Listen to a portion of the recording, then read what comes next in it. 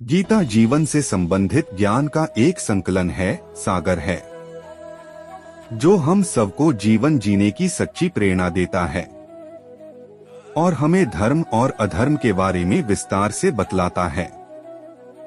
सभी ग्रंथों में से श्रीमद् भगवद गीता को सबसे महत्वपूर्ण माना जाता है। इसकी रचना महर्षि वेदव्यास ने की थी। गीता में ज्ञान योग, कर्म योग, भक्ति योग, राजयोग, एकेश्वरवाद आदि की बहुत सुंदर ढंग से चर्चा की गई है। आज के संदर्भ में अगर बात करें तो गीता मनुष्य को कर्म का महत्व समझाती है। गीता हमें अपने कर्तव्य के महत्व को समझती है। गीता को माँ भी कहा गया है, यह इसलिए कि जिस प्रकार माँ अपने बच्चों को प्यार दुलार देती और सुधार करते हुए महानता के शिखर पर आरूढ़ होने का रास्ता दिखाती है, उसी तरह गीता भी अपना गान करने वाले को सुशीतल शांति प्रदान करती है। यह मनुष्यों को सद्शिक्षा देती और अच्छे और सच्चे इंसान बनने के राह पर अग्रसर होने की प्रेरणा प्रदान करती है। समय और भाग्य दोनों परिवर्तनशील है। इन पर कभी अहंकार नहीं करना चाहिए। सुकून संसार की सबसे महंगी वस्तु है, जो केवल आपको प्रभु की भक्ति से ही मिलेगी। मनुष्य की मानवता उसी समय नष्ट हो जाती है जब उसे दूसरों के दुख में हंसी आने लगती। अगर भगवान तुम्हें ज्यादा इंतजार करवा रहा है तो तैयार रहना, वो उससे कहीं ज्यादा देने वाले हैं जितना तुमने मांगा था।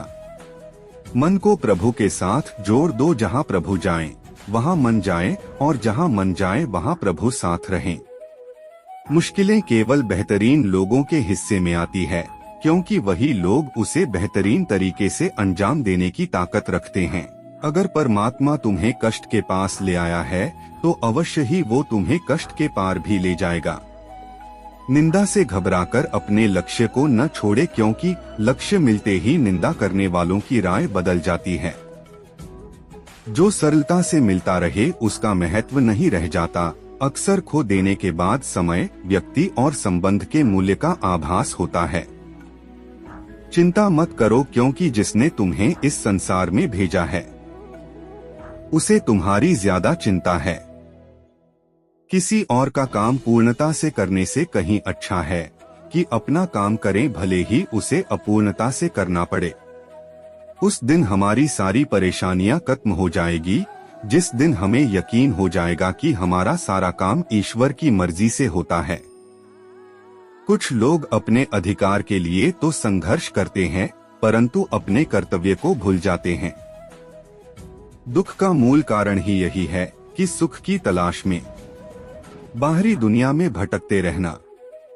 ईश्वर की शरण में निस्वार्थ भाव से जाएं, क्योंकि आपको क्या चाहिए उन्हें पता है। सम्मान हमेशा समय और स्थिति का होता है, पर इंसान उसे अपना समझ लेता है। जीवन में सब कुछ खत्म होने जैसा कुछ भी नहीं होता। हमेशा एक नई शुरुआत हमारा इंतजार कर रही होती है। अगर आप क्रोध के समय थोड़ा सा धैर्य रख ले तो आप कम से कम 100 दुख भरे दिनों से बच सकते हैं। बिना मुहूर्त के जन्म लेता है और बिना मुहूर्त के ही दुनिया से चला जाता है, फिर भी इंसान अच्छे मुहूर्त के पीछे भागता रहता है। अगर विचार हमारे अच्छे हो और व्यवहार हमारे सच्चे हो तो कोई भी कार्य बुरा नहीं हो सकता। यदि तुम्हारे अंदर खुद को बदलने की ताकत नहीं है तो तुम्हारा कोई अधिकार नहीं कि तुम भगवान या भाग्य को दोष दो। परिवार के साथ धैर्य प्यार कहलाता है, औरों के साथ धैर्य सम्मान कहलाता है, स्वयं के साथ धैर्य आत्मविश्वास कहलाता है और भगवान के साथ धैर्य आस्था कहलाती है। जो लोग तुम्हारी बुराई करते हैं वो करेंगे, चाहे तुम अच्छा काम करो या बुरा। इसलिए शांत रहकर अपना कर्म करते रहे। निंदा से मत घबराओ, निंदा उसी की होती है जो जिंदा है, मरने के बाद तो सिर्फ तारीफ होती है। बुरा समय आपको जिंदगी के उन सभी सच से सामना करवाता है जिनका आपको अच्छे समय में कभी ख्याल नहीं होता। कर्म का धर्म से अधिक महत्व है, क्योंकि धर्म करके भगवान से मांगना पड़ता है। पर कर्म करने पर भगवान स्वयं फल देता है। अगर यह वीडियो पसंद आए तो वीडियो को लाइक करें और चैनल को सब्सक्राइब करना बिल्कुल न भूले। जय श्री कृष्णा।